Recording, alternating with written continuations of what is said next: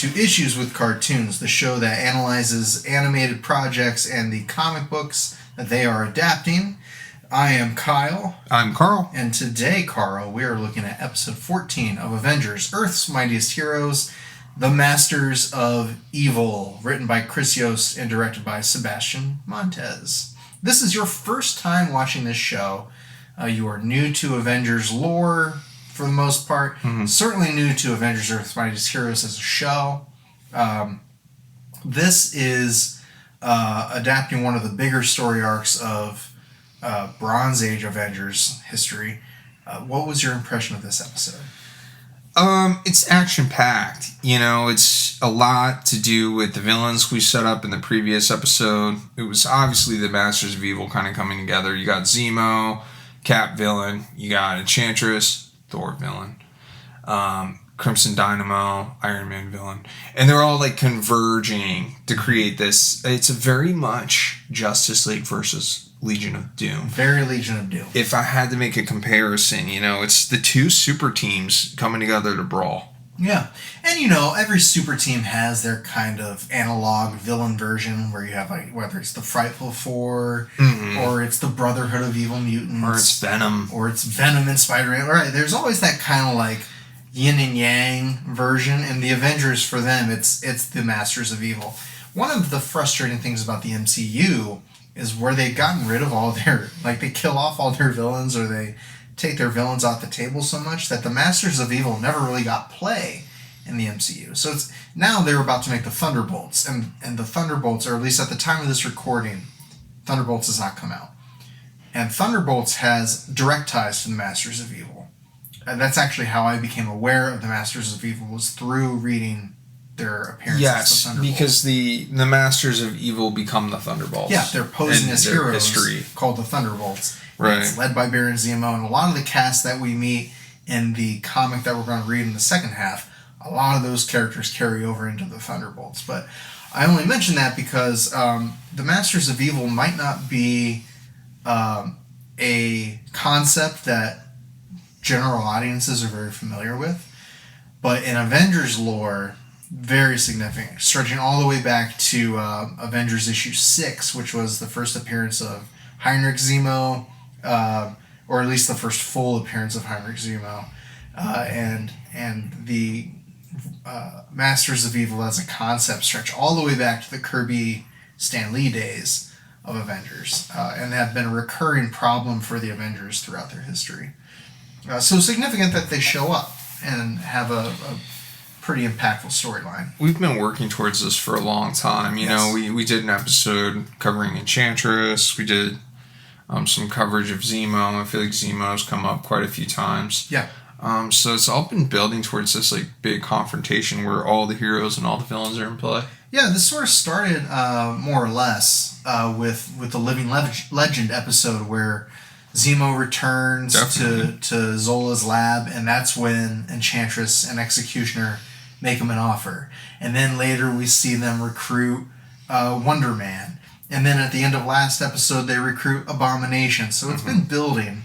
And we actually start this episode with, well, first we get another shot of the cab driver reading the Excelsior newspaper. Did you catch? Yeah, which is, Excelsior's that catchphrase Stan Lee famously wrote in all the letters, columns of Marvel comic books, and Stan's soapbox, would have, he would say, he would end the margin with, Excelsior and stuff. And yes, I did catch the cameos. Do you want me to say them? Or? I would love for you to. Okay, so we have Xavier's School for Mutants is mentioned in the newspaper. And we also have a reference to aliens in the Baxter Building, which is obviously, anything, a tenant from the Baxter Building, anything involving the Baxter Building is the Fantastic Four. That's where Ben Grimm and Reed Richards and Sue all reside in the Marvel Universe. And we already have had references to the Fantastic Four, or at least to Doom. Oh, definitely. In this show. There's been quite a few.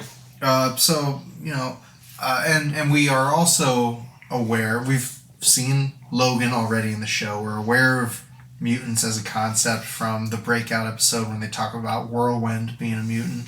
So this isn't the first time we've gotten references to either of those teams, but it is fun. There's a lot of mutants yes. coming up, too, to be covered. I mean, Monica Rambeau, we'll be talking about later. Monica Rambeau, I don't think is a mutant, is she? Mm-hmm. Oh, I'll have to fact check you on that, but we'll talk about it later. We'll talk about it later. So Wasp is chasing Whirlwind through the city again, and again, it's the same scene where we saw this cab driver reading Excelsior before. So this poor cab driver just keeps getting upended by supervillains being chased by superheroes. But plot twist, it's not Whirlwind. It's not. It's Enchantress. It's Enchantress, and poor Wasp has been drawn out into the open and is surrounded by Enchantress, Crimson Dynamo, Executioner, Wonder Man, Abomination, and then finally Zemo, and is subdued fairly quickly. But I did like that her response to being surrounded by these supervillains was, "You think I'm going to give up?" And I love that because she's so spunky and she's so tough. She's ready to fight. Yeah, she was going to take them all on. But she's handled pretty quickly, and Zemo just goes one down. And then we get the theme song. Yeah, we jump right into the And we have the most crowded cartoon cornerbacks yet, where we have all the Avengers that have shown up thus far. Captain America, Thor, Iron Man, Hulk, Black Panther, Giant Man, Wasp, and Hawkeye. Full roster. The full roster. On display here. So we're now moving to Hawkeye talking to Black Panther on the roof of the... Yeah, T'Challa, and they talk about the heart-shaped herb, and... Yeah, and he's kind of ripping into all the Avengers and talking about why they're inadequate for the job. And, a little bit, yeah. And then T'Challa says, well, you forgot Captain America. And Hawkeye doesn't say anything.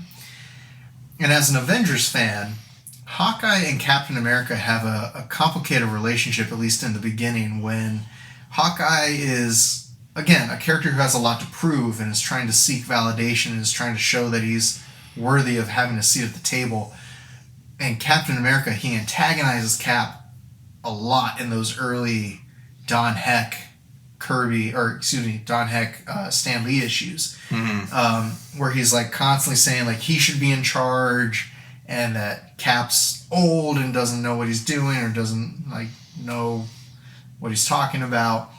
There's a little bit of that here in the show. But there's been a lot of Black Panther fighting Cap, right? For example. But Hawkeye ultimately respects and admires and idolizes Cap and wants to be more like Cap and sees him as a role model. And so this kind of silent moment to me is a reference to that. It was good seeing T'Challa without his mask. Yeah, that's great. Honestly, it's like the first time we've had that since he first appeared, so I appreciated that. We get a little character moment with him. Yeah, and a little bit of cultural stuff with the heart-shaped herb, like you mentioned. That only the Black Panthers can use it. It's poison to anybody that doesn't take it. Really good gag that it had with Hawkeye eating it. And then we get the Iron Man, right? And talking to Jarvis, Robot Jarvis. We jump right into the thick of it because he's talking to Jarvis about making more armors. And he's on his third iteration of the Iron Man suit. Yeah, and then Jarvis mentions that Wasp's ID card has been used to get access, and then the power goes out. Mm-hmm. And Crimson Dynamo jumps in and basically jumps Tony. Right, and just some facts about Crimson Dynamo. He's Anton Vanko version of the character first appeared in Tales of Suspense 46 in October 1963. He's Stan Lee and Don Heck, which we've brought up Don Heck a lot. Yeah, Don Heck comes up a lot. And Don Heck did the first Tony Stark Tales of Suspense 39. So this was probably within the same year, or at least within the 12-month period of Iron Man first appearance. So a very early Iron Man villain. It's interesting how much of the Marvel Universe that Don Heck's created. It is interesting. Now that we're covering it, it really kind of shows you how involved he was in those early Marvel days. Certainly Avengers side of things. I think it's because I read so much X-Men and Spider-Man that I just didn't hear about Don Heck as much. Yeah. I don't know, but yeah, he's a heavy creator with all this lore. And Crimson Dynamo, obviously a product of the Cold War era and comics. Definitely. Crimson Dynamo, Anton Vanko, I think, is referenced in Iron Man 2, I think. Yeah, they combine characters. Mickey Rourke's character is kind of an amalgam of Whiplash and Crimson Dynamo, I was about to say that. Yeah, he is Whiplash, and Crimson Dynamo is a single character. Yeah, no, you're right on that. 100%. Worth noting, he's been adapted before. I'm sure he probably showed up in the Iron Man 90s cartoon, or certainly in the 60s cartoon. I can't imagine them not including Crimson Dynamo in that. But I like his costume in this, too. He's very menacing and big shoulders, big giant shoulders, tiny head. They differentiate it from the Iron Man armor, because I feel like those silhouettes you run the risk of those silhouettes looking very similar, but they avoided that completely with that dome and that like you said, that kind of mech riding that tiny head. He's less John Buscema, less Jack Kirby, more like anime, like mobile suit looking design, which, like you said, I think you bring up a great point, differentiates him from Iron Man. I think you need that. Yeah. I think that's one of the things about Abomination, where other than that head, like that big hulking form, those they're the same. Designs are pretty much the same in silhouette. It's that head that really distinguishes. He's got the little like fish ears. I don't know, thin ears. Thin ears. Yeah, he's got like thin ears. And like the fish lips. Yeah, So I love that. I love the character design for him in this. But actually, speaking of Hulk, we cut to Hulk watching TV, and what was the commercial for? Kirby Kibble. Dog food. And they called the little actual nuggets Kirby Dots, which I thought was great. I love that. So fun. That was a great like reference to Jack Kirby, and I don't even think like do Kirby Dots get referenced in anything else ever? Like even in the MCU. By name, no. Yeah, no, like this not by name. Genius. Great. Kirby Kibble. I want to give my dog Kirby Kibble. I bet he would be. Doesn't Hulk eat some of it? Doesn't Hulk have some? Oh, I didn't catch that. That's hilarious. Is that a thing? It does. Yeah. I'm not. I'll have to go back and watch. That's fabulous. Yeah, I think it's there. I think it's there after the commercial plays and Hulk says something. Could be misremembering. But but anyway, like Enchantress inserts herself into the commercial. Yes. Messes with Hulk's head, and of course she was messing with Hulk's head back in episode I think 7 or 8. Episode 8. Right, and we did a big comparison of that to Avengers 1.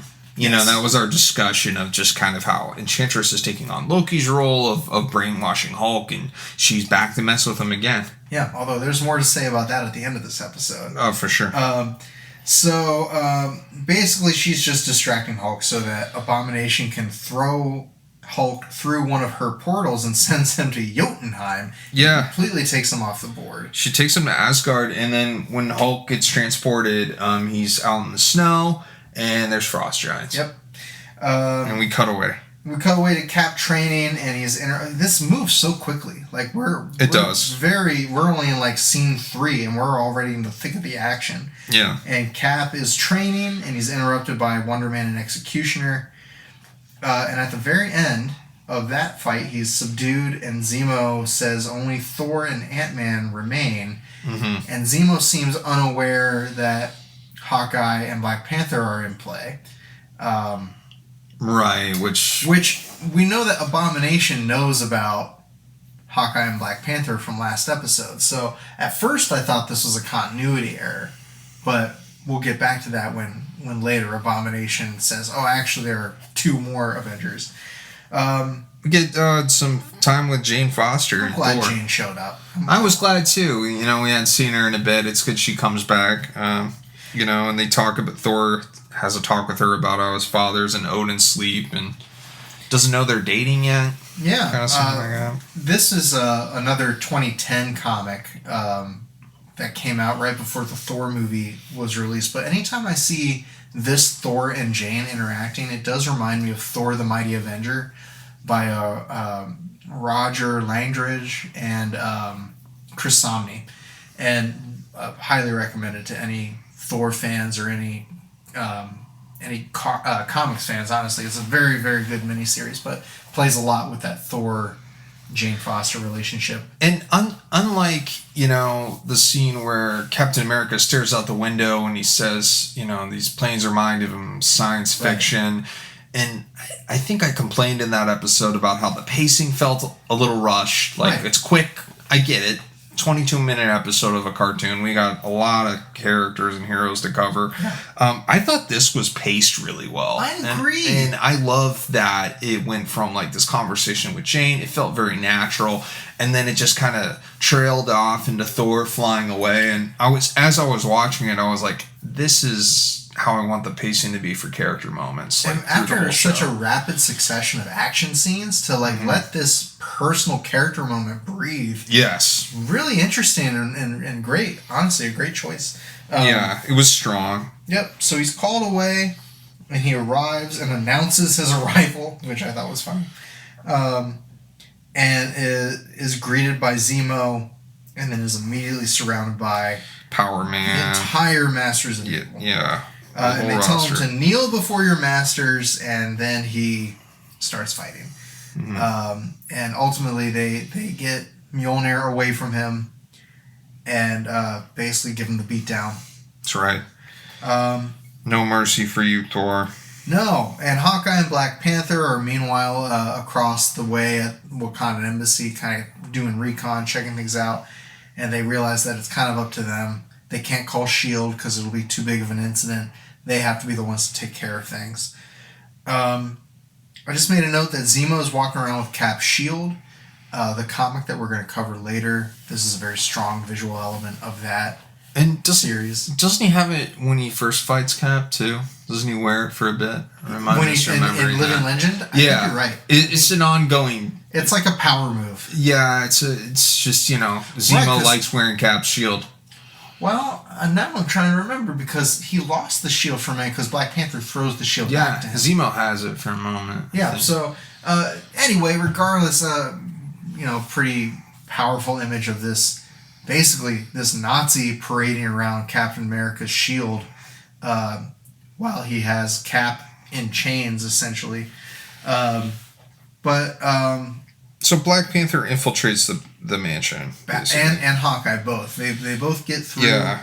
I do think it's interesting that before that, Zemo kind of acknowledges that the threat they have to worry about is Ant-Man.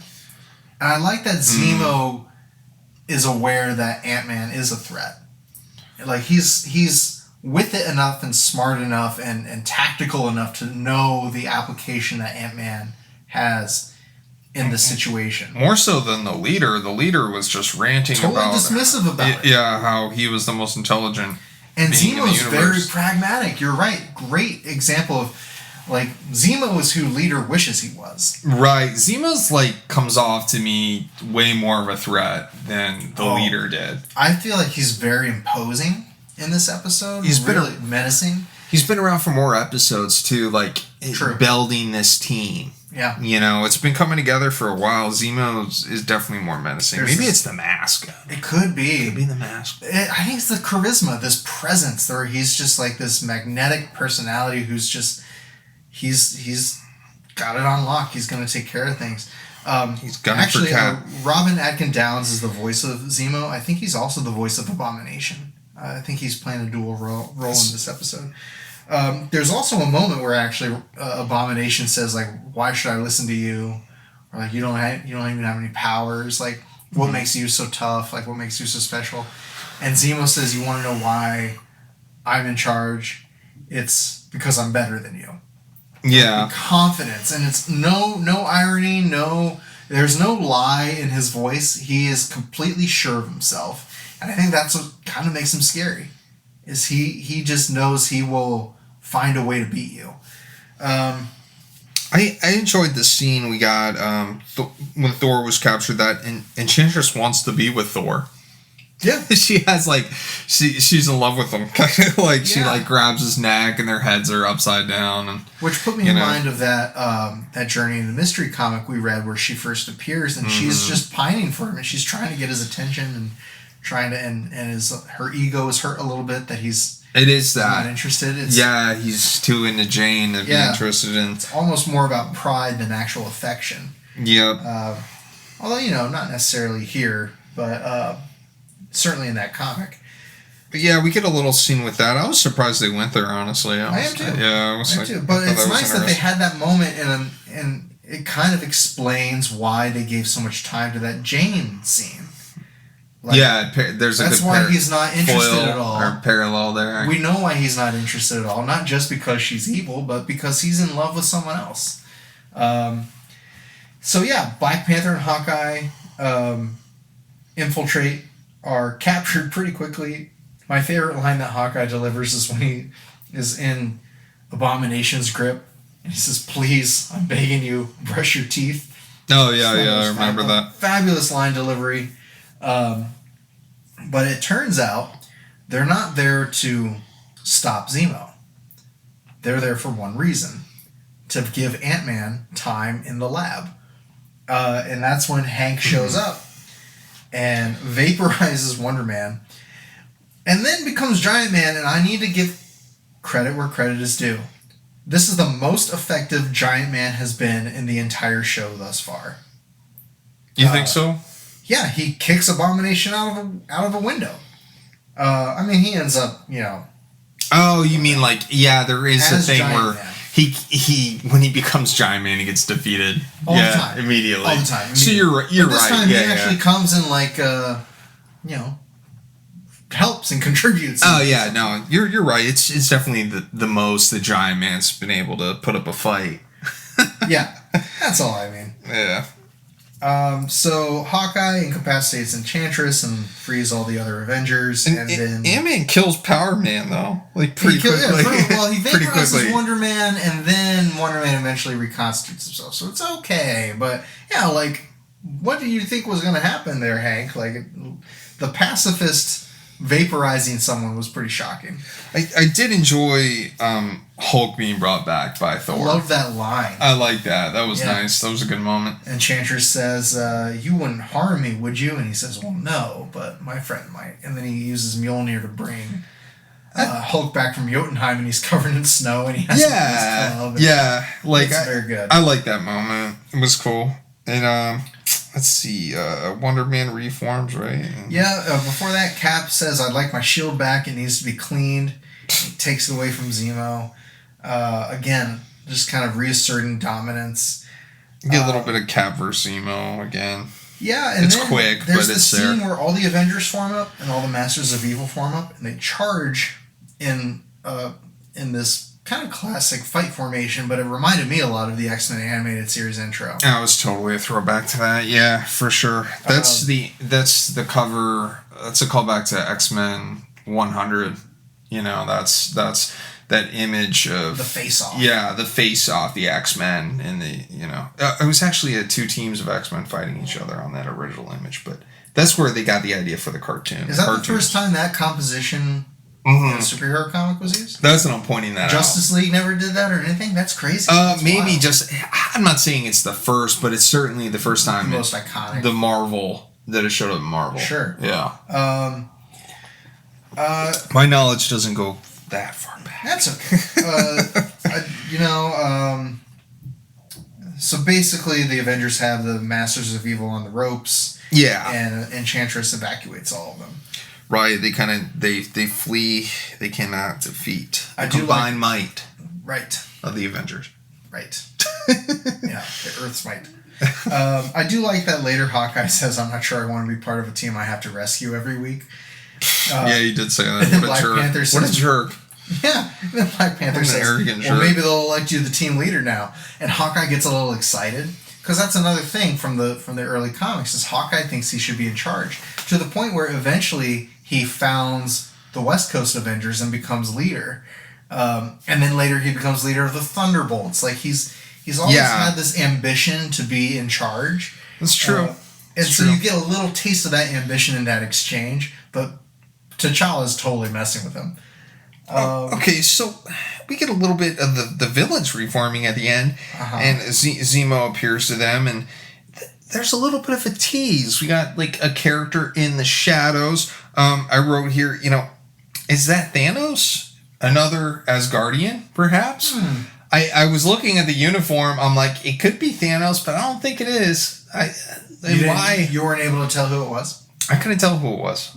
Okay. I'm unsure, and Excellent. we can wait till next episode because I have no idea who that is. It won't be next episode. They certainly tease.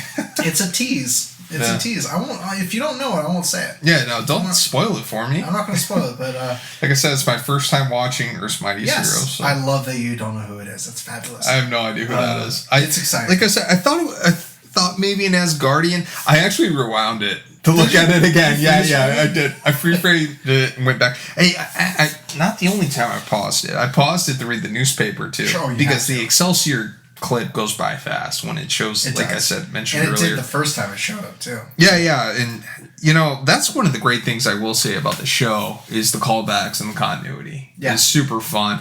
I will say at this point, if you're a Marvel fan, check this show out. I endorse it. There you go, endorse Carl. it now. I didn't endorse it before. 14 episodes in, we got Carl converted. That's I know.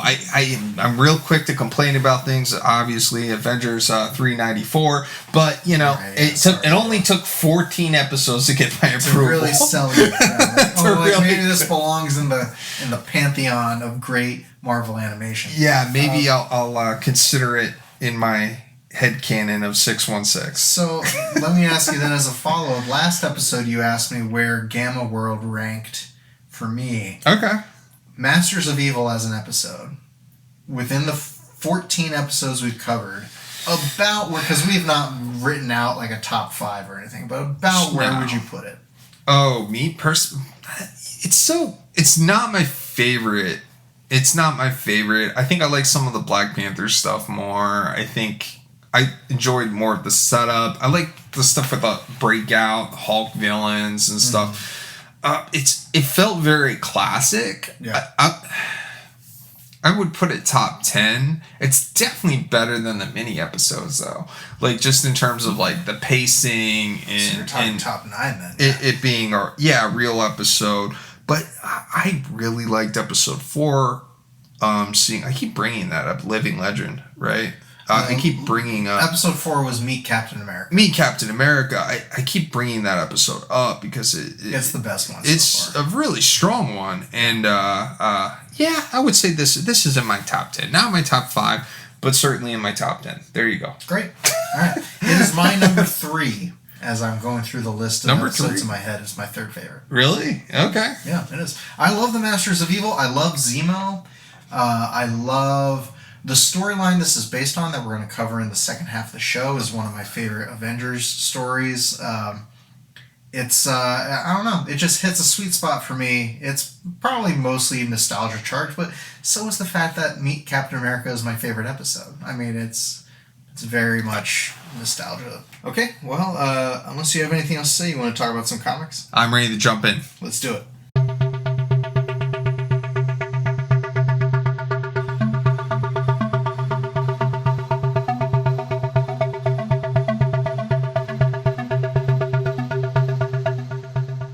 Welcome back to Issues with Cartoons. We've talked about the Masters of Evil and their invasion of Avengers Mansion in episode 14. So I felt it was only appropriate that we talk about the, at least in comics terms, the most famous time that ever happened in Avengers lore, covering the Under Siege story arc from Avengers 270 through 278, written by Roger Stern, layouts by John Buscema with finished art by Tom Palmer, who we discussed as the finisher on Mike Deodato's art in Avengers 394 a decade later in the 90s. Right, and we've talked about John Buscema too. How to draw comics the Marvel way. I mean, we haven't really talked about Roger Stern much. This is our first Roger Stern comic. Roger Stern, though, very prolific.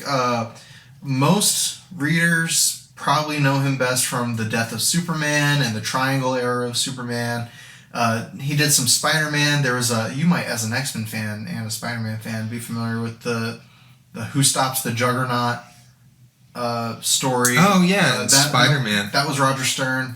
Roger Stern, I first became aware of him through Avengers Forever. He did a pretty long run on the Avengers. If my memory serves, I don't have the exact issues in front of me. Something interesting about this early version of Siege, because I know there's like a 2010s version of Siege they've gone back to this title and pulled from it again this idea of evil Avengers and a shadow team of Avengers, however you want to word it. Something I thought was interesting though is that this runs parallel with Watchmen in terms of like September 1986. Isn't that crazy? Yeah. Yeah, and I like you putting that in the historical context of publishing, because 1986 is a very important year in comics.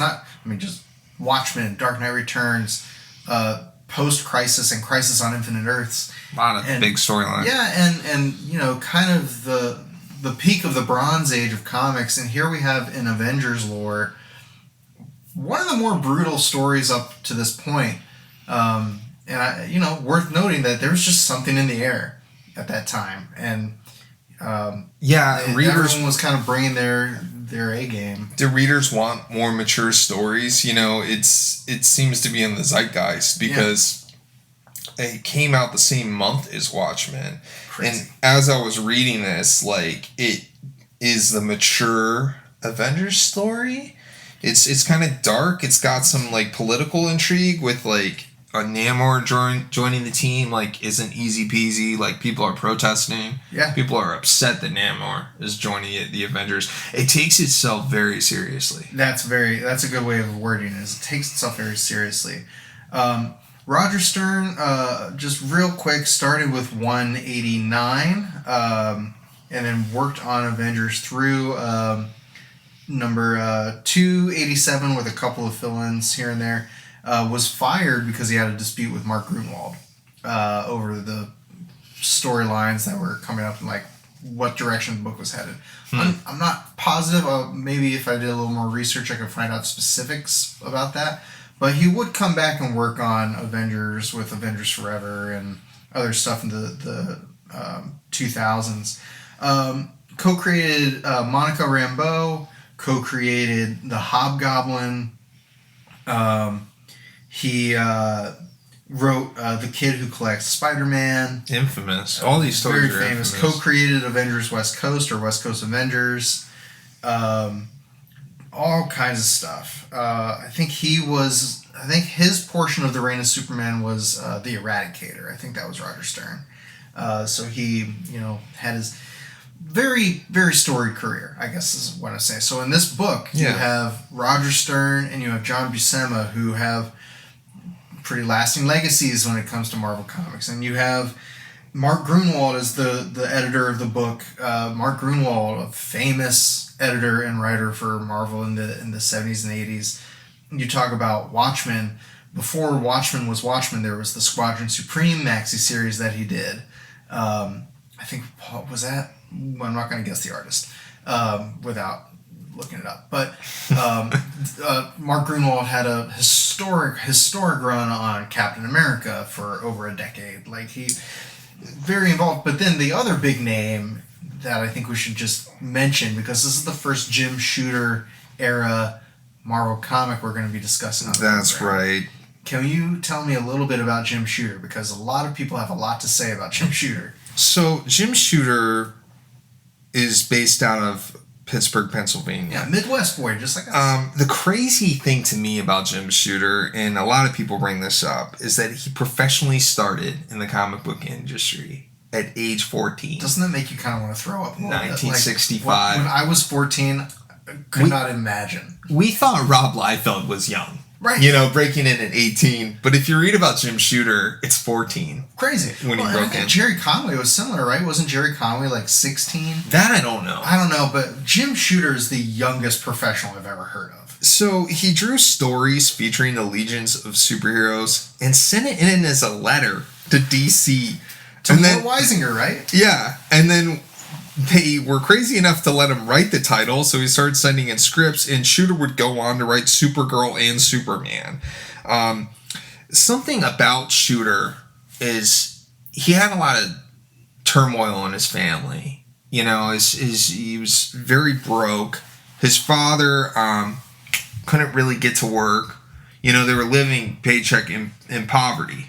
Paycheck to paycheck. He needed to work. Yeah, so Jim Shooter, in an interview I pulled this from, says that with his first check from comic books, he bought his father a new engine for his car so he didn't have to walk to work. Wow. So it was like so Jim had this chip on his shoulders, kind of like, I have to help my family and support my family. So there is a dark side to this tale of like this 14-year-old seeking escapism and writing superhero comics and helping his family. You know what's so interesting? Like, that work ethic is, and we talk about Kirby every chance we can, but like I hear about that a lot with guys like Kirby. Guys like from that that's a very golden age work ethic where like they're just it's just a job to put food on the table for the family. Like it is very utilitarian in that way.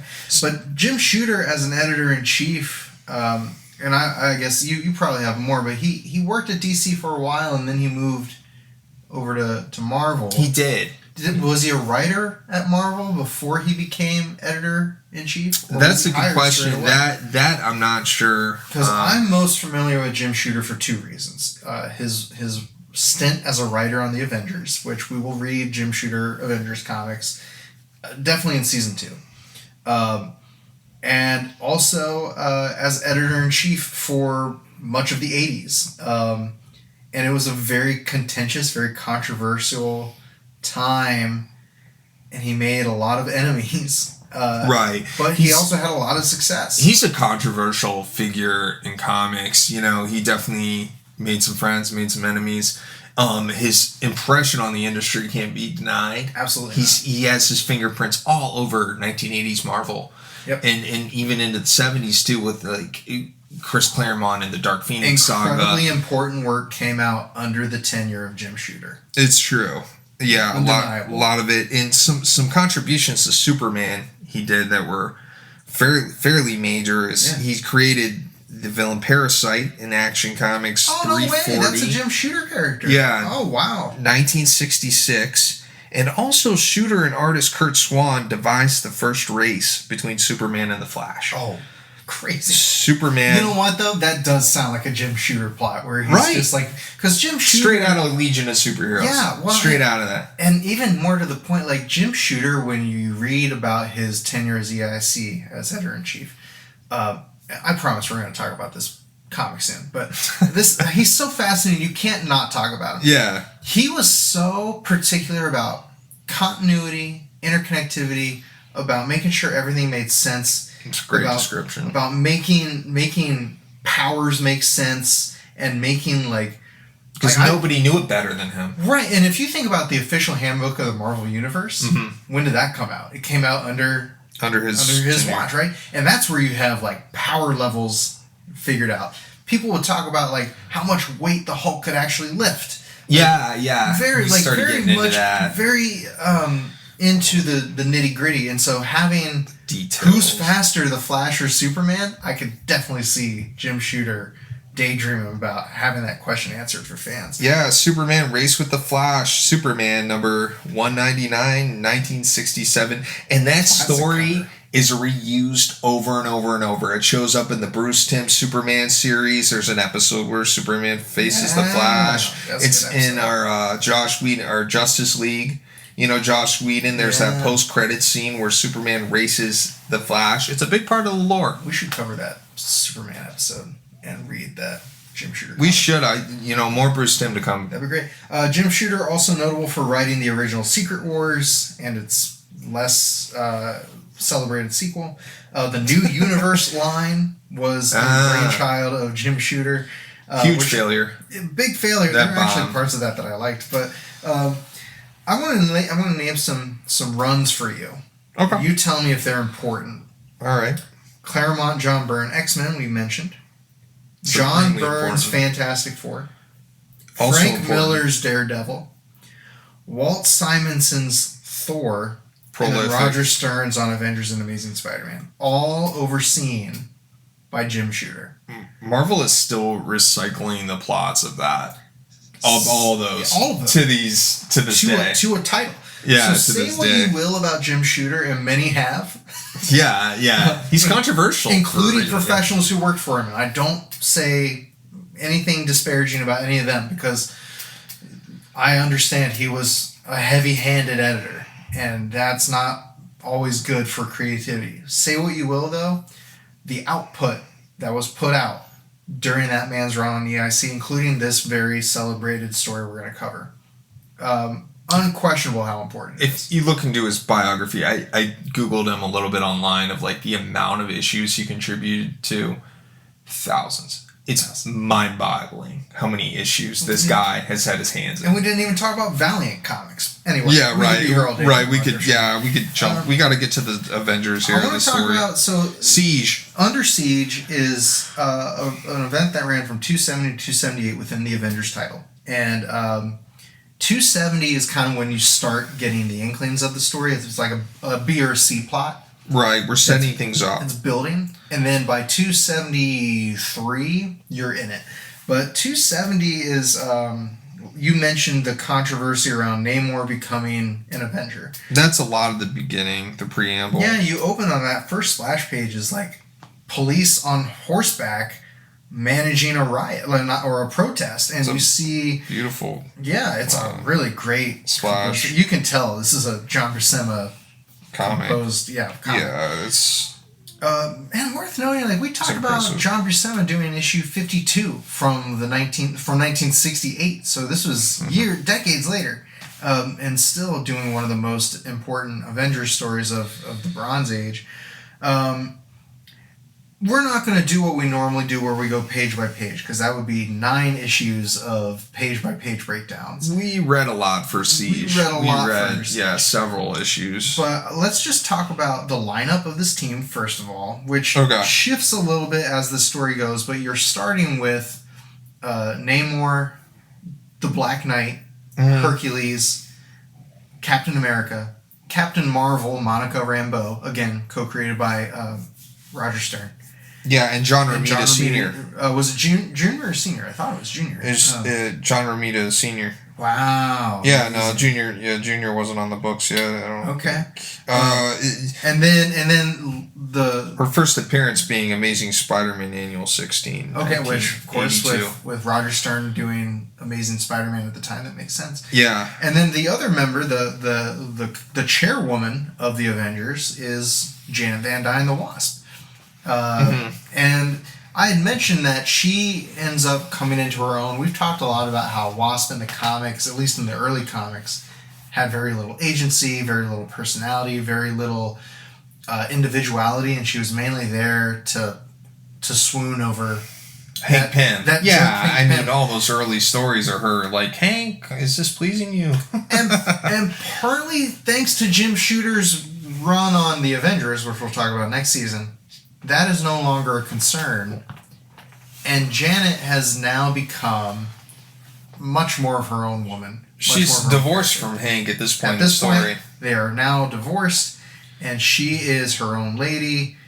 She's kind of got a fling with Paladin, but she's also got Black Knight kind of pining for her. Yeah. But that's almost in the background. Like, it's almost not even a main thing. Whereas in the past, it would be the plot of Janet. Would be like how much she's these men pining after her. But now she's trying to deal with logistics of running this super team and dealing with these conflicting personalities. Hercules doesn't take her seriously. She feels inadequate compared to like Captain America. I would argue that Jan is the protagonist in this series. I completely agree. She's 100% the main character, and she's also the legacy character. She's the one tying us back to older Avengers lore, and that does come up in the story quite a few times. You're right. I also want to point out her yellow costume, which is very similar to Earth's Mightiest Heroes costume, so it's definitely based off of this look. That's kind of my thoughts and feelings reading this, is like Wasp is the main character. I completely agree. And all the other characters play a role. I mean, with the Masters of Evil and Baron Zemo, Captain America has a very emotional... Cap's in it. He has a very emotional thematic contribution to this whole thing. No, this is Janet struggling with leadership and having one of the most terrible things to ever happen on Avengers soil happen under her watch, and it eats at her. But Monica Rambeau is given a lot to do though too. I'll say, like, if there's You can tell Roger Stern liked her. Yeah, there's like an order of importance of main characters. It's like Jan, Monica Rambeau, and then Cap. Like Cap's in it. Cap has some moments, which we'll talk about later, I'm sure. But it's more emotional than plot based. Yeah, it's so this issue mainly centers around the controversy of the Avengers welcoming Namor into their ranks, and there being a lot of protests, which called to mind for me protests that happened during the Busiek Perez run when people were protesting Justice and Firestar because they were mutants. And then later there were protests about not having Triathlon join the team. It's been a while, but there basically protests around membership was something familiar to me, but I wonder if it kind of started with this because it reminds me of Watchmen, like of just the political ties and people voicing their opinions about these superheroes. You don't see a lot of that in Kirby, Lee, Avengers, or Fantastic Four. It's just heroes performing feats. But now we have a political landscape, and the lineup of the Avengers is influencing the population. You know, I was saying earlier, I think even off the air, that this is a very serious take on Avengers that I'm not sure we've seen since. Before or until this point. It's interesting because like all these different people in the crowd that are interviewed have different points of view. Yes, and some of them are veterans from World War II because this is 1986. That was just 40 years ago. Some of them are veterans who fought with Namor, and they're like, "Listen, he's on the up and up. He saved my life." Like in World War II. But then you have guys who are like, he declared war on the whole human race. Like, what are we doing? Yeah, remember when he invaded with his Sea Warriors? Remember when he flooded Manhattan in the 40s? Anyway. Yeah. So there's a lot of that. And it's so funny because you cut away from all this, and there's this boardroom. They're like, hey, we can finally make our move on Namor. And you're like, oh, is this some super evil plot? And it turns out they're just subpoenaing him or they're summoning him for a lawsuit. It's so Bronze Age to me. I was going to say, a lot of the story, though, too, sets up Moonstone, Karla Sofin. Which is our tie to the Under Siege plot, is Moonstone. Right. Moonstone's kind of what sets up part of Siege. For sure. Really. And she's there stoking the crowd. She's pretending to be a widow whose husband was killed by Namor. Mm-hmm. And later Cap's like, I know this man, he's made mistakes, but he's no murderer. And I don't know, I've read some of those Golden Age superhero comics. Like, I've seen Namor sink ships and flood Namor's a villain. You can't tell me otherwise. And you've been reading the Fantastic Four Lee Kirby stuff. I know recently, too, and it's like, in my mind, Namor is a villain. For sure. like there's no redeeming. He literally tries to take over the Earth. Fantastic Four Annual 1. Yeah. It's kind of, it's almost seen, we have not read the Namor appearances that led up to this. Yeah. But, we don't know like when Chris Claremont took the mutant terrorist Magneto and made him an X-Men member, he did that after years of rehabilitating and justifying that character's existence. Yeah, and justifying his actions. I don't know if Namor's had the same amount of work put into him. Now, certainly today, in contemporary comics, anti-hero at the worst most of the time. I mean, generally speaking, he's fighting alongside, whether it's X-Men, Avengers, Fantastic Four, the Illuminati. Like, he's generally a protagonist now. He's very three-dimensional in that way. You know, like you brought up Magneto, like, he can flip sides now. Like, in modern continuity. Like, Namor can be an anti-hero. Namor can be a villain. Yeah. You know, and it's interesting to see the progression from, that to having more depth, I guess. Worth noting, Derek Freeman also debuts. I don't know if he debuts. I think this is his first appearance, but Derek Freeman's the liaison to the FBI. His brother Dwayne would show up in the Busiek Perez run. Just worth noting, but he kind of has like a little fling that he's trying to start with Monica Rambeau later. You bring up Perez. Marv Wolfman helped create Moonstone with Frank Robbins. Frank Robbins drew the first Moonstone. I knew that. Yeah, and this was a Captain America 192, September 1975. She's a Captain America villain. But I just want to bring up Marv Wolfman for a minute, just because of his contribution to superhero comics. We're going to cover a lot of Marvel. A ton of characters, and really famous for Teen Titans, I would say, is really like the biggest characters. I'm going to just list some of them off real quick. In terms of characters he made, Teen Titans has to be the top. So yeah, he made, as far as Marvel characters, he made Black Cat, Blade, Bullseye, Scython, Nova, and then Nova Corps. That's a pretty big chunk of Marvel. Yeah. Honestly. 100%. Under him. He was architect of Crisis on Infinite Earths, which we mentioned, came out around the same time. That's probably the biggest thing he ever did so he was after New Teen Titans. Working on this and Crisis, okay. And then he co-created the Teen Titans, Cyborg, Raven, Starfire, Deathstroke, Tim Drake, Rose Wilson, and also contributed, to the Judas Contract in creating Nightwing. Right. Which is like a huge part of Batman lore now. So, Marv Wolfman. What an era in comics. What a time. What, the 80s? Comics, yeah. It's crazy. I think creativity at an all-time high. I think you brought up Claremont earlier. I mean, Claremont was certainly firing at all cylinders. I'm glad you brought this up. During the 80s. I wanted to ask you, his stories were I great. don't expect you to know months and years. Shoot. Go for it. Give me an idea of what around this time period in X-Men was happening. Because X-Men in the 80s was approaching peak X-Men. Like we're approaching that peak of 1990. We were. 1986, we're ramping up to X-Men being the Goliath of comics. Well, I think God Loves Man Kills came out in the 80s, and, that became the basis for X-Men 2. Right. That's William Stryker and all that. One of the first Marvel graphic novels. Not the first, but one of the first big ones. And then I think of mutants in the 80s, the New Mutants. And that gave us magic and a lot of cool side stories and kind of depth there. Do you know offhand? Again, I feel like I'm giving you a pop quiz. That's fine. Do you know when X Factor came out?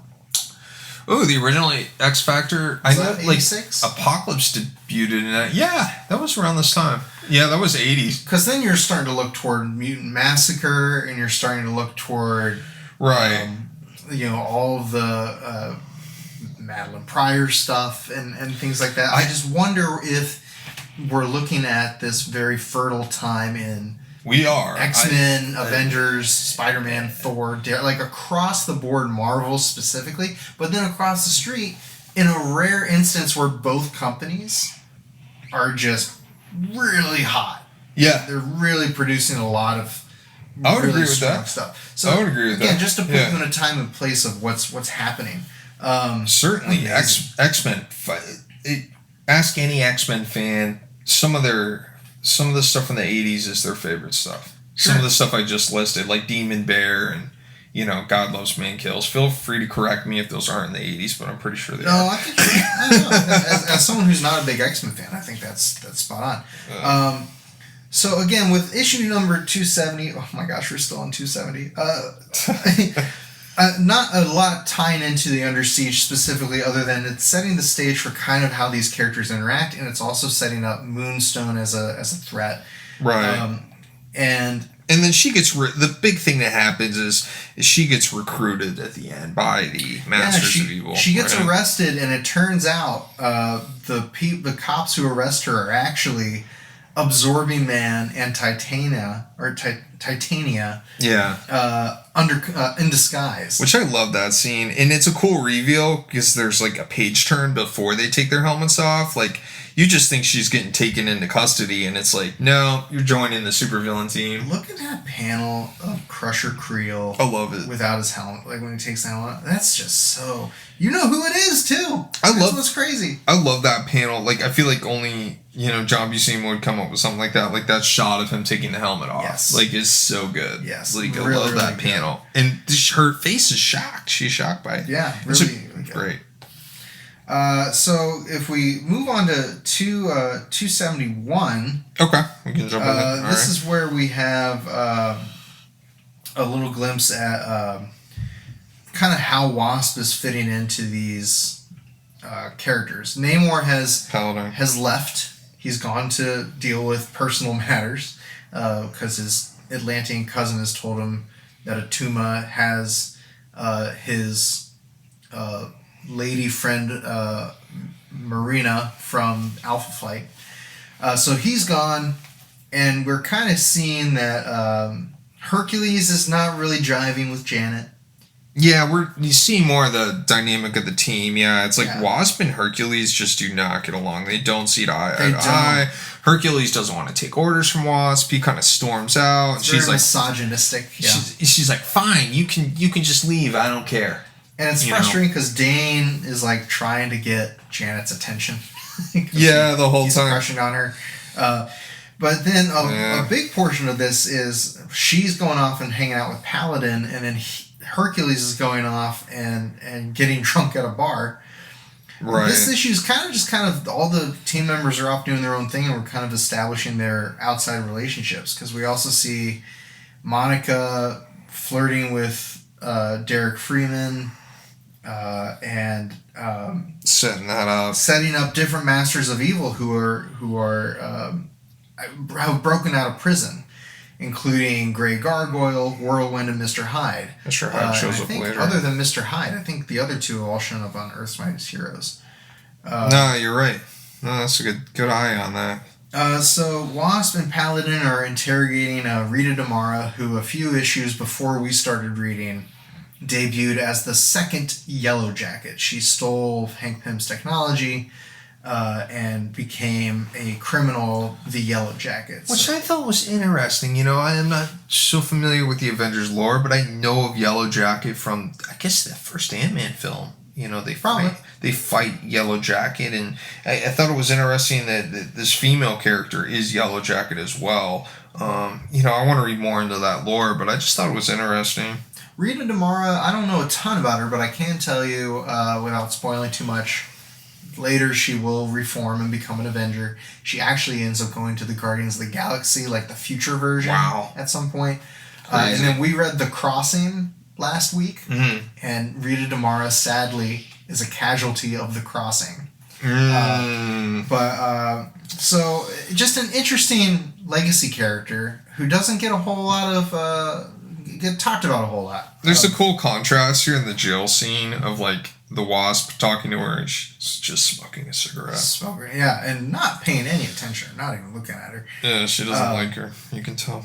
And then in walks her lawyers, but it's not her lawyers. And her lawyers say, "Don't say a damn thing. You shut up. Don't talk to those Avengers. How dare you talk to them without counsel?" But they're not even lawyers. By the way we find out they're not lawyers is Janet just walks up and pulls the goatee off of Grey Gargoyle, which she must have really been able to tell that was fake, or she was very confident that it was a fake goatee, because that would have been a rude thing to do to somebody. And then the fight just straight up breaks out. Yeah, it's Grey Gargoyle and Screaming Mimi. Screaming Mimi will, as a Thunderbolt, become a Songbird. One thing I want to point out is a lot of these characters in the Masters of Evil go on to become members of the Thunderbolts. There's a lot of characters. Yeah, this is the beginning of that coming about, you know, and Moonstone becomes a Dark Avenger later on as she well. She becomes a Thunderbolt and a Thunderbolt. Dark Avenger. You're right. Yeah, so there's a lot of crossover there where like Masters of Evil is the proto Thunderbolts. Yep. Right, just that kind of place that. Thunderbolts, that first issue especially, really incredible. I really like this page 15 with the blue line art. Yeah, the faces, the holding lines. That really pops. That really does pop. I like the blue zips on the next panel too. It's nice. It is really nice. It's cool. You don't see that a lot. You really don't. It's cool. Monica Rambeau has this whole arc of being sent by Blackout into like this limbo. Yeah, and this actually is her going to the sun. We're not quite at Blackout yet, but there are a lot of she's very new and trying to figure out her power set and her power levels and how to kind of control them. And Black Knight is a scientist who's trying to help figure all that out. Yeah, and they do some testing on Black Knight's sword later. You know, he's still trying to figure out his power set, which I thought was interesting. They're like running all this machinery on the sword and stuff, and he's trying to figure out how it works. Yeah, real quick, just with Black Knight. So there was a comic in the 50s called The Black Knight, which was an Arthurian fantasy book. And it starred, I think it was Sir Percival. Anyway, doesn't matter. In the 60s with the original Masters of Evil, and actually I guess probably in, I imagine, Iron Man. A different Black Knight was the, and I don't remember his real name, but he was a villain and a founding member of the Masters of Evil. This Black Knight, Dane Whitman, was a member of the Masters of Evil for like one issue because he was upholding his uncle's legacy, and then he reformed and became an Avenger. So just to understand, like this character is new to the role, but the character of Black Knight has been around Marvel since the 50s. All right. Ultimately, they just zipping ahead. They dispatch Mimi and Grey Gargoyle, and that again, this slow build to the Masters of Evil is tampered down for a moment, and then Namor calls the Avengers and says that he's in over his head and needs help. He needs help. He's his Atlantis is under siege. Under siege. Yeah. So it's not just Avengers Mansion. But here we have in issue 272, again, we're still kind of building to Under Siege. Submariner versus Atuma. We also get the Alpha Flight team guest starring. Alpha Flight, another Jim Shooter era John Byrne contribution. One of the things that this story, I think like Jim Shooter has his fingerprints on is like the constant callbacks to continuity. So many asterisks. There's a lot like throughout the whole thing. Like I was thinking that when I was reading it, like Jim Shooter loves to acknowledge like the previous events, and it's very continuity heavy, like to the point where like I don't even think this would come out today like this. Can you imagine like that man's whiteboard? That's what I mean. Yeah, there's a lot of callbacks. There has to be so much coordinating. And I think that's one of the things that probably frustrated creators. If it didn't fit in the continuity, it didn't go in the book.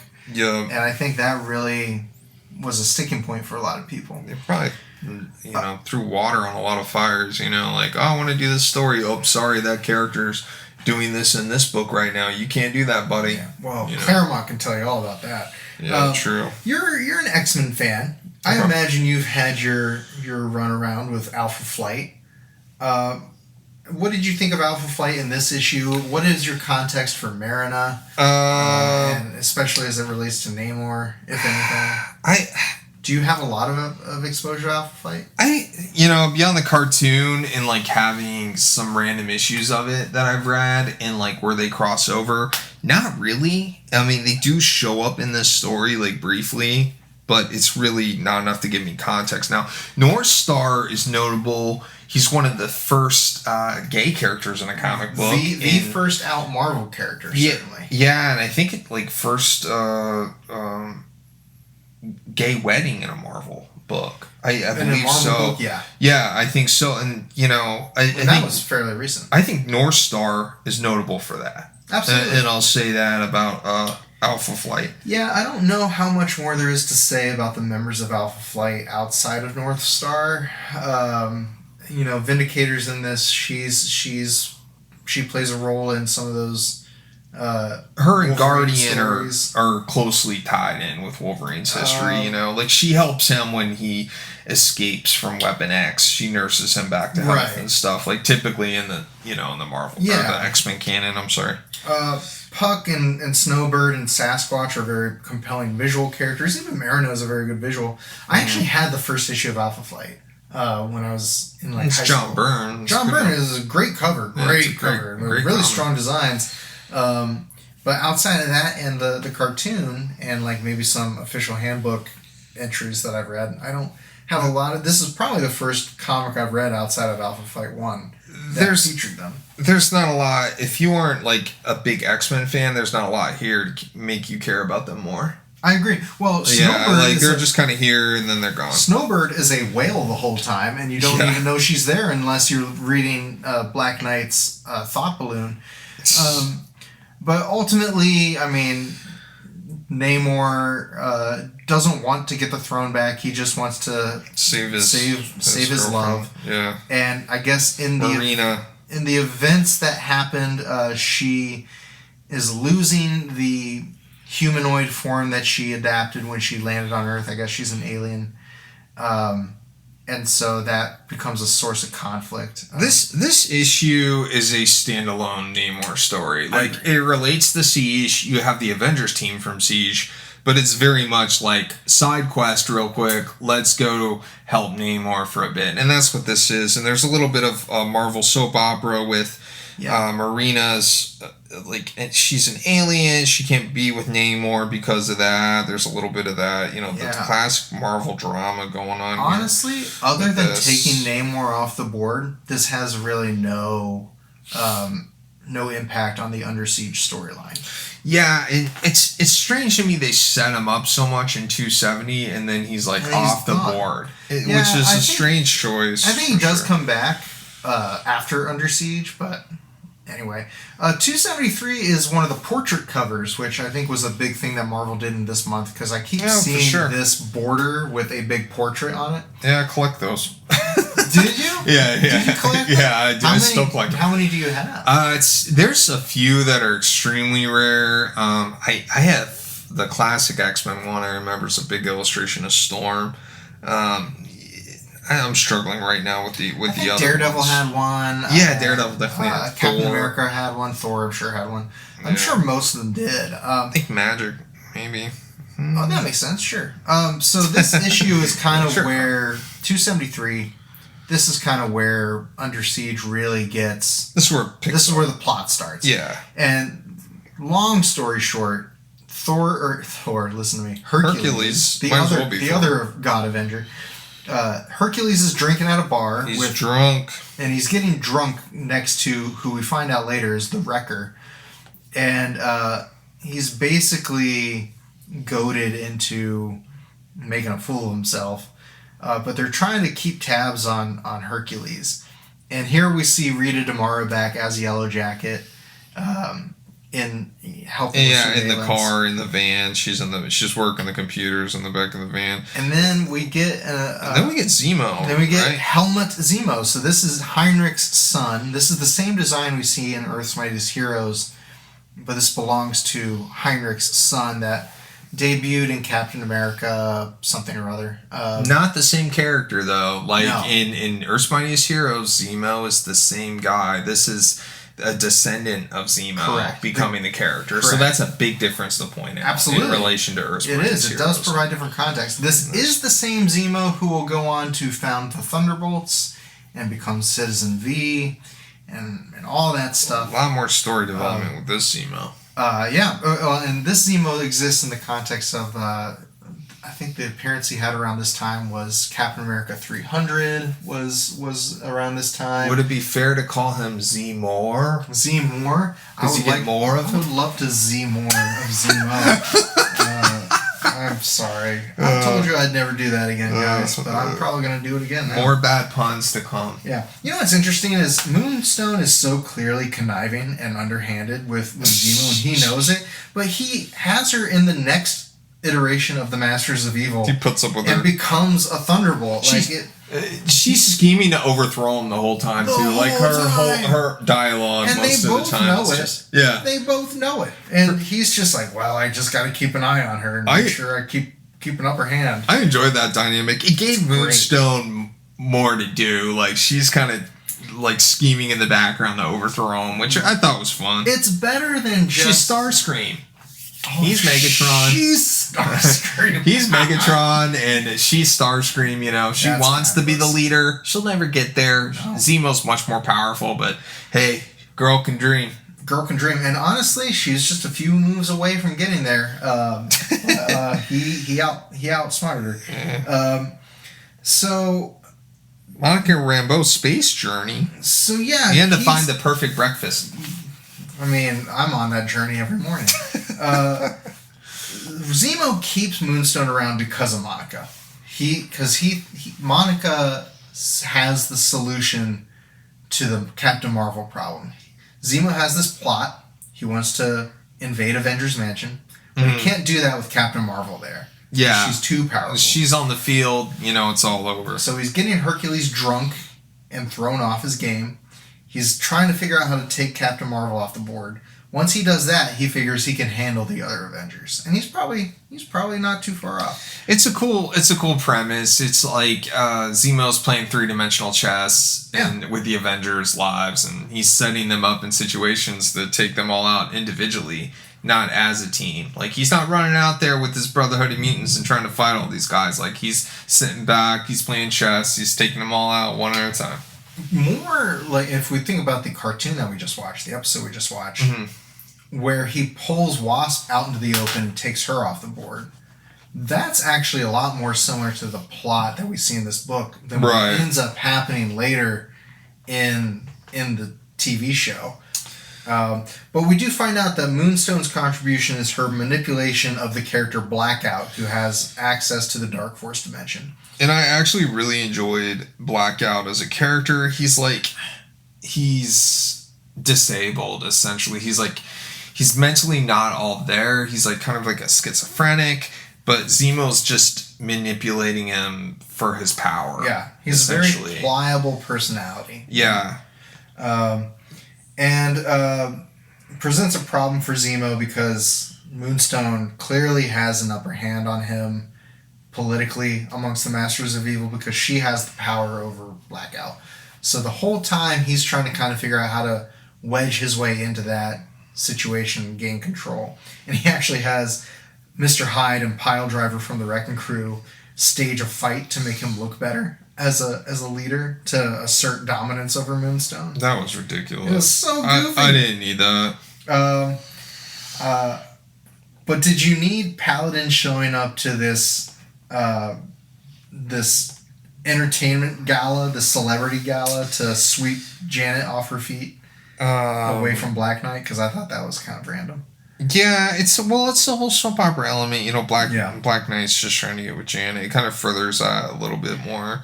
He kind of expresses more of his feelings toward her. It becomes more clear that he sees Janet as like a romantic interest. Yeah, at least to me.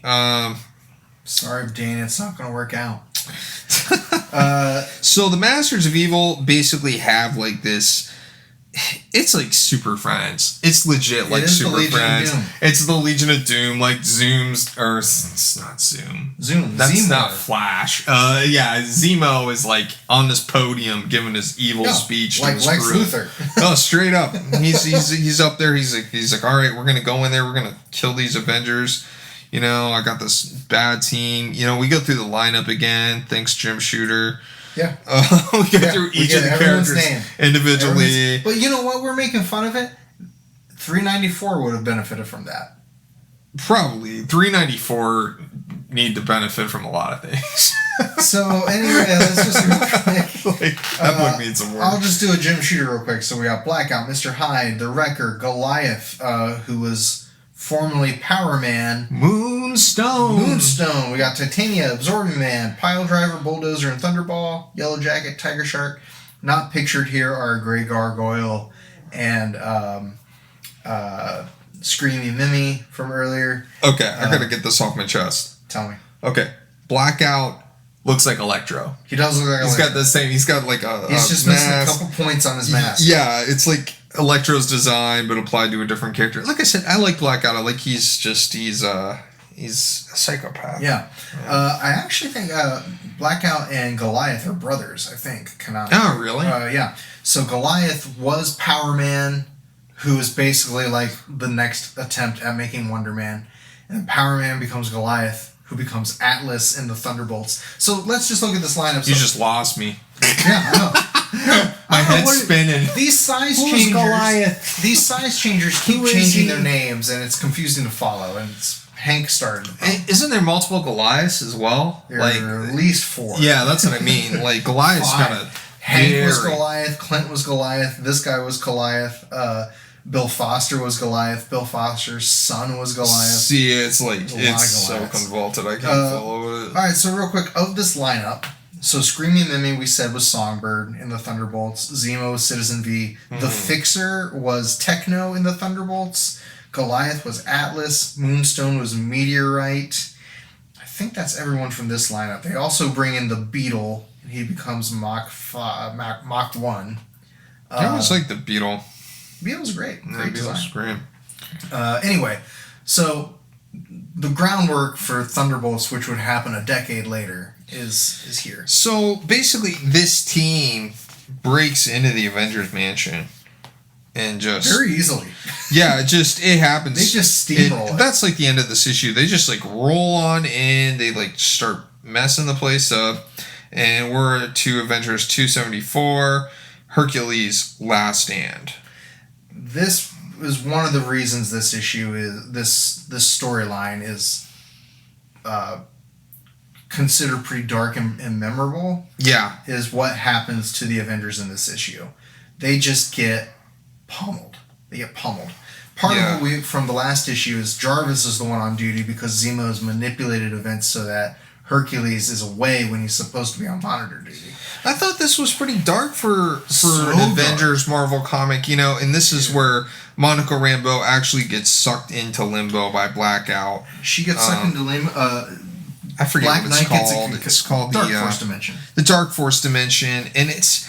I thought that was kind of just eerie. Like she's just sitting at home, and she transforms into Captain Marvel. She arrives at the mansion.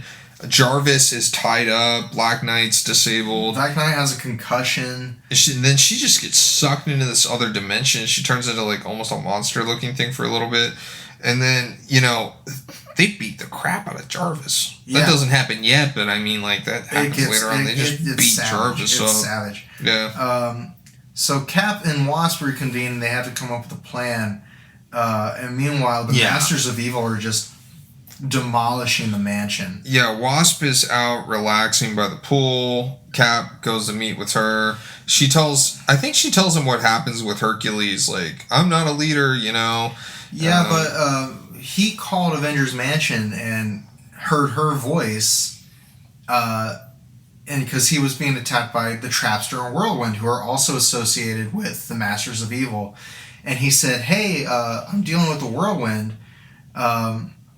And she doesn't reply in a way he expects because the Whirlwind is a Wasp villain. And she doesn't reply the way he expects. And that's when he realizes that they're using a voice modulator at the mansion to sound like Wasp. So he said, well, that doesn't sound right. So I just came and found you. So, yeah, towards the end of this issue, Black Mamba drops Hercules off. So they're affiliated with Black Mamba from the Serpent Society. I don't expect you to know who that is. Yeah, she's getting paid off, to drop him off. Hercules is all drunk from the bar still. So luckily, Steve and Janet intercept him and get him to come with them. But instead of following orders, because he doesn't want to listen to Janet, of course, he storms off and tries to single-handedly take on the Masters of Evil, and he gets his ass kicked. Yeah, he gets whooped. He gets whooped. And it's brutal. Pretty bad. He gets hit by the Wrecking Crew, Goliath, and Mr. Hyde. They all just kind of gang up on him, beat him down. Same with Goliath, jumps in on this panel on it's page 22 of them all, like, I thought this... That's the panel. This panel is, like, unorthodox for Marvel. You got, like, this 6-panel grid, but it's just, like, a full panel of, like, 6 guys all around Hercules just beating them up. And it's very violent for a Marvel comic, is what it is. And when you see, like I know, like, my Ultimate Handbook of Avengers, when they talk about this event, I think that's one of the panels they pull. I could see it. It's just so indicative of the kind of brutality that we're dealing with here. Yeah, the tone. Like I said, the tone's darker. This is a very serious Avengers story. Yep, and when you get to the next issue, 275, Wasp is at the hospital while Hercules is hanging on for dear life, and we get Scott Lang showing up. And actually, when you go to the cover and it's Ant-Man and the Wasp, I imagine readers probably were like, oh, is that Hank? A few things to note, Blackout creates a shield around the mansion. So they can't just all get into the mansion to help at this point. Like, it's isolated. And also the issue ends with Wasp being like, I can't find his pulse. So, like, you're led between 273 and 274 thinking Hercules is dead. Yeah. And we talked... So readers had to wait a month. Oh, my God, yeah. And we talked kind of off air Wondering if the stakes would have been raised if they just if they did kill him off. Right, and I don't want Hercules to die. I'm just saying, as a show of the stakes, because you want there to be stakes. But basically, by the end, everyone ends up being okay eventually. After Hercules and Jarvis recover, but just interesting.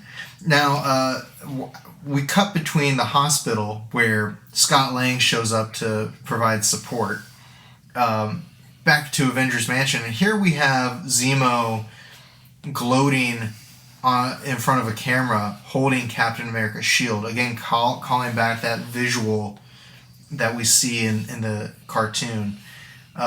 We also get references to Captain America 300 with the Red Skull's house. I thought it was funny how they draw Ant-Man's helmet, Scott Lang Ant-Man's helmet. It's like not quite Kirby's design. It's like they made the top heavy or something. Oh, it was almost like he couldn't draw it as good as Kirby. I was like thinking about that. I think because we just read the Kirby issues, they had the cool angles Kirby would have of like the little tube at the bottom, but I just don't feel like it's rendered here. They have like this kind of almost screen tone pattern on the helmet the whole time too. It doesn't look bad. I'm just saying it's like different. Very different. It is it's different. We also get Captain Marvel in the Dark Force dimension just to remind you of her situation. And I love that. I love all the gray against the yellow. And then you have this crazy scenario. Yeah, you have this crazy scenario where Absorbing Man and Titania storm the hospital, and the only thing standing in their way is Ant-Man and the Wasp. Mm-hmm. And again, readers or casual fans might not think that would be any kind of fight. But, the Aquaman of the Marvel Universe is Ant-Man. I will continue that thesis. They prove themselves more effective than you would expect. When I say that Captain America has more of an emotional plot in this story than maybe an actual beat for beat plot, this is the scene, Zemo ripping up his photos, crushing. Yeah. And actually, this doesn't even have as much emotional impact as what we'll see later, but they crumble up the original triangle shield. They're going through his lockbox and just tearing up all the connections he has to the past. I love the line with Cap where he's like, I'll remember this, Zemo. Yeah. And he's like, and Cap's tied up sitting in the corner, and Zemo's just cutting off his stuff up, crushing his shield. Yeah, it's kind of a Dirty Harry moment for him where he's, kind of saying you're going to get yours. But then probably the most, I don't know, I keep saying brutal. What's a better word than brutal? It's just a savage moment is when Hyde grabs Jarvis, the butler, a bystander. And just starts beating him up. And what's horrifying, and this is comics, this is peak comics, and this is from How to Draw Comics the Marvel Way, and this is from Scott McCloud. You don't see Jarvis getting the shit kicked out of him. You see dialogue and characters off to the side reacting. You have a close-up of Hyde looking just sadistic. And then you have Cap looking mortified, Dane looking mortified, and you in the gutter are describing to yourself what is happening. So this is when they read a few issues of Watchmen, and they were like, we gotta step this up a little bit. We gotta a little more. Yeah, we need to make this more realistic. I could almost see it in the book. They were just like, okay, let's make this even more realistic. Well, and what you said, 270 was September, which was the same month as Watchmen. So a couple issues of Watchmen when it came out. Yeah, so this is 275, 270. This is 6 months later. They were definitely working on this after they read an issue of Watchmen. Yeah, they read Watchmen. They were like, all right, let's draw this. That's okay, funny. Anyway. So ultimately, Titania and Absorbing Man are incapacitated by Ant-Man and the Wasp, and Wasp's got to go in. Wasp's ready to take the fight to them. Yep. And when I saw that panel of her saying now it's our turn, and then I look at the next cover, and it's freaking Thor. Yep, Thor comes back, leading the charge. I'm like, oh, this is gonna get good. This is on. Yeah. It's on now. We got Janet. We got Monogram Bo. We got Thor. The Avengers are coming back to beat up the Masters of Evil. And also, Dr. Druid made the cover. So good job, bud. Masters of Evil beware. They're not called the Avengers for nothing. That's right. And so we get a recap of the fight. We get a recap. Yeah, of there's being a lot of tortured. recapping. A lot of recap in this issue. And I wonder if it's just because they didn't know if they would have enough to fill it. It was Jim Shooter. Jim Shooter was like, you know what? I need 4 pages of continuity callbacks. Probably, almost definitely. We get the solution to the Captain Marvel problem, which she keeps seeing this opening, this light coming from the Dark Force dimension. She's like chasing after it. And we find out that light is actually the Shroud, the character, the Shroud, accessing the Dark Dimension. Trying to pull her out. She sees the opening every time he accesses it. So she bursts through his chest, much to his surprise, and returns to... She's back in the game. And, as soon as... When I was reading this for the first time, Monogram Bo came back, I'm like, oh, it's over. Right. This should be the end. She has such a big power set. It's as soon as she comes back, it's over. It's actually shocking that there were 2 more issues after we put Captain Marvel back on the table. Yeah. We also get an appearance from Dr. Druid, who's also known as Dr. Droom, who first appeared in Amazing Adventures from 1961. So he's an old school. He's a Lee Kirby creation from those old science fiction fantasy anthologies. When I'm just reading here, when Ditko approached Stan Lee with a character called Mr. Strange, Stan Lee changed it to Dr. Strange and basically just copied the origin he had for Dr. Droom. So Dr. Druid is basically a proto version of Doctor Strange, and that's kind of the shorthand for you. I met Dr. Druid from the Legion of the Unliving issues of the Busick Heroes run. I have no idea who Dr. Druid is before this. Yep, and just being honest, you probably won't need to after this. So that's fine. But anyway, he doesn't do anything after the 80s, other than invade Avengers Mansion as a zombie. No. He's sensing some peril with the Black Knight because of his connection to the Ebony Blade. So then Thor returns. So Thor rejoins the team, and they're happy to have him. They're ready to bring in the cavalry, and so Black Knight and Captain America managed to break free because Ant-Man, I think, is the one who's able to shut the power down to release the Ebony Blade and let them break out. And then we just kind of get the fight to reclaim Avengers Mansion. Right. Again, seeing this page of Zemo walking around with that shield, it's just very much calling back to that. To the episode. That episode. Yeah. There's a lot of shots of him walking around Cap's shield. Yeah, there is. And it's just a big fight scene. You get a lot of Goliath, you get Cap, you do see Blackout kind of being influenced by Dr. Druid, and then Moonstone ends up breaking her neck running away from Captain Marvel, which again, so dark. It's just crazy how dark it is. Yeah, she flies into a cliff. Yeah. So then the issue ends with Zemo revealing that he actually has found a way to assert control over Blackout, and he's going to get Blackout to envelop the Earth in the Dark Force dimension. Blackout looking very much like Electro in that last panel. Yeah. Yeah, really. I said send the whole Earth. He's just sending the mansion, guys. Don't worry. You're going to be fine. That's Electro. That's like Black Electro. This cover to 277 was the cover to the... this is the cover I always see when I see Under Siege. When it's mentioned. I think they actually redrew this for... they did a painted version of this for the trade paperback collection I had. Alex Ross do it? No. Somebody else did. I don't know who did it. I would love to find out. Write us contact IssuesWithCartoons.com. The price of victory. The price of victory. There's a price. There is a price.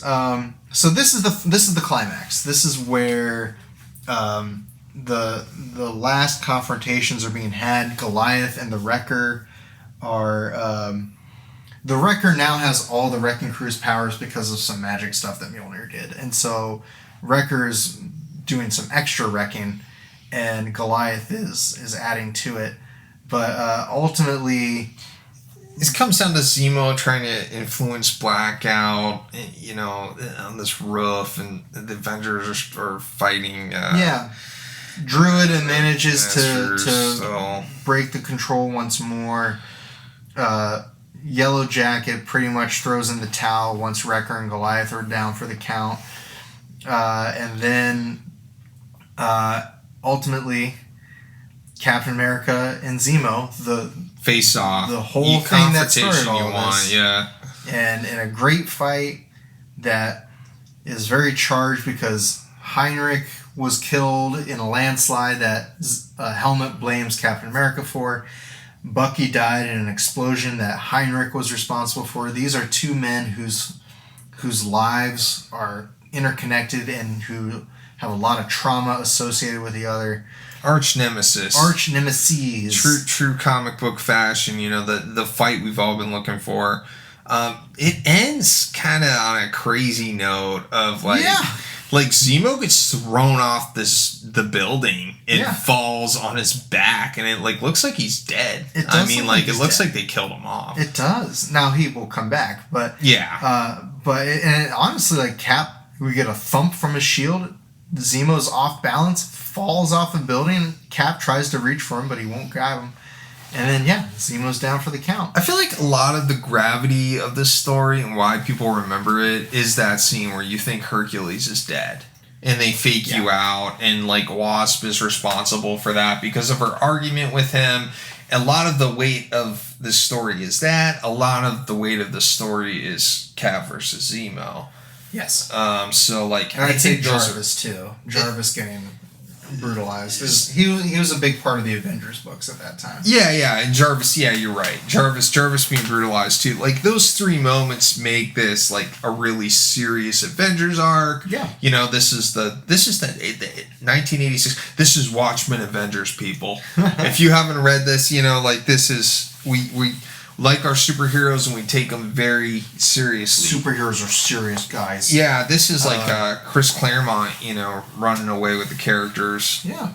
Well, and Roger Stern was, like we've said, incredible writer. I do want to just point out this panel of Captain America over his... This is another panel that gets pulled from the storyline a lot. He's mourning. He's looking at the ripped page, the only photo he had of his mother. And his lockbox has been completely demolished. Newspaper clippings, a signed baseball from Lou Gehrig and Babe Ruth. But the thing that makes him shed a tear is the only picture he had of his mother is destroyed. And so that tie to the past that he has. And this lockbox, I actually think, debuted in a John Byrne, J.M. DeMatteis issue of Captain America. But anyway, the emotional sting of this issue is Hercules is incapacitated, Jarvis is incapacitated, and Cap has been brokenhearted, demoralized. This was one of the standout scenes, was Cap talking to Monica at the end, and it kind of bookends the whole story. I think it's the emotional punctuation on the whole thing. Yeah. It works really well. Technically, 278 is the final Under Siege tie-in. It's pretty much just tying up loose ends. There's not much to say about it. It's mostly standalone outside of that. Other than Janet does resign as chairwoman after this issue. Dr. Druid and She-Hulk joined the team. And we're kind of left wondering who the next chairperson will be. Who do you think gets elected chairperson of the Avengers after this, Carl? Who would you nominate? I wouldn't nominate any of them. They're a bunch of flunkies. They let the Master of Evil just march right in.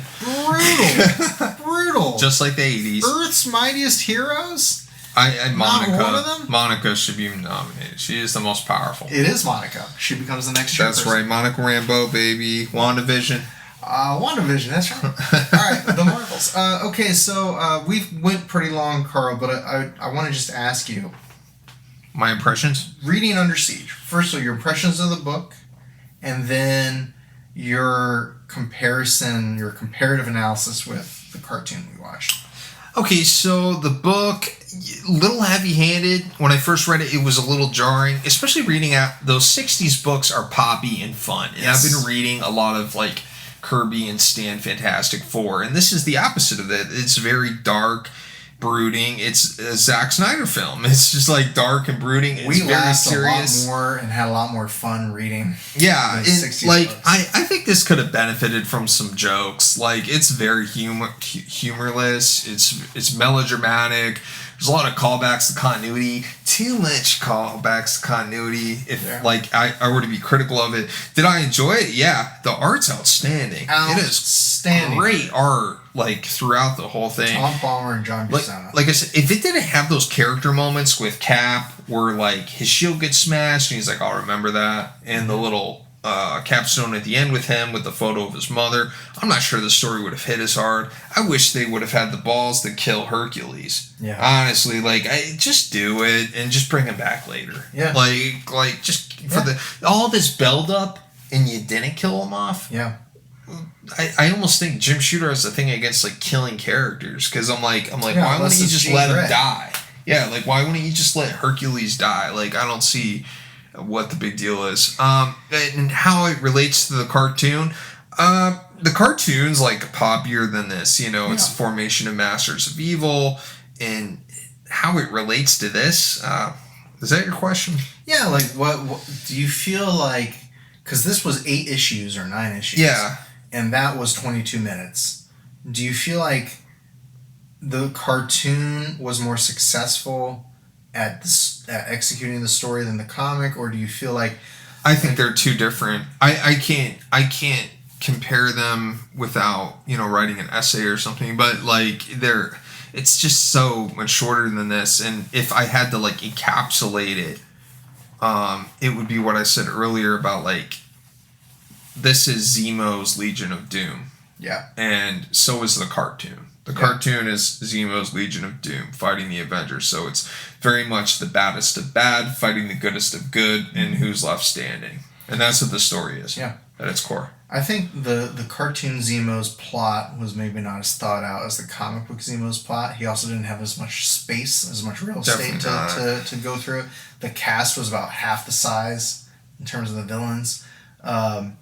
I think the fallout of the cartoon is not nearly the fallout of the book, but I do think that